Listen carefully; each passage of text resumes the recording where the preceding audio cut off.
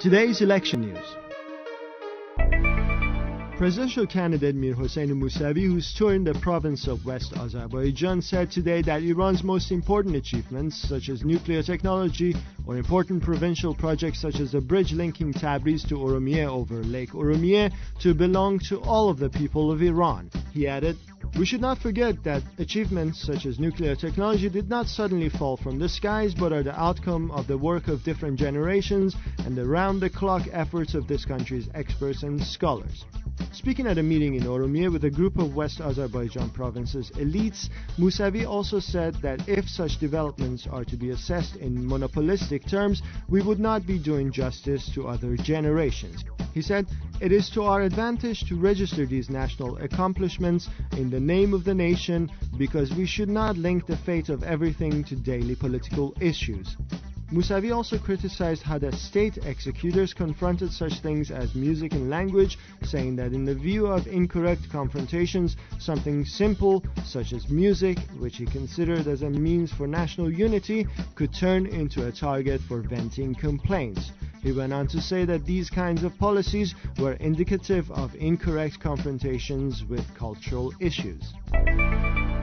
Ghulam Hossein Karbaschi, a senior advisor to the election campaign headquarters of Mehdi Karoubi, said at a gathering of university student supporters of the National Trust Party today that the sovereignty of the people and democracy is not limited to electing someone, but rather a large part of democracy is the people's ability to one day say no to an official.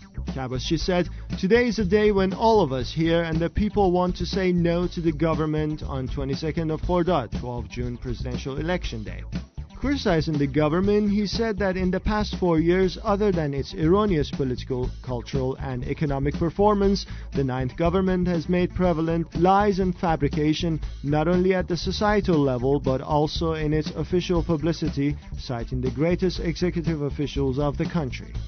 Enumerating a list of criticisms of incumbent President Mahmoud Ahmadinejad, he said, "In publicities they say we have launched a satellite and handed out sweets in other countries, or say, in all of Iranian history 4,000 innovations have been recorded, and in the past 4 years 20,000 innovations. They think that innovation, which should be a byproduct of the human mind, can result from taking trips. Is it possible to achieve innovation with money or potatoes?"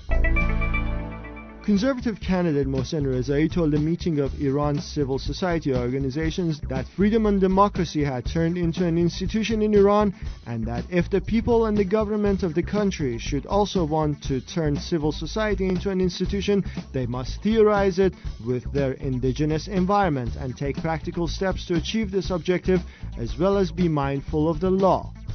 Rezai said that the Citizens' Rights Law was one of the projects he was considering in order to achieve the institution of a civil society in Iran.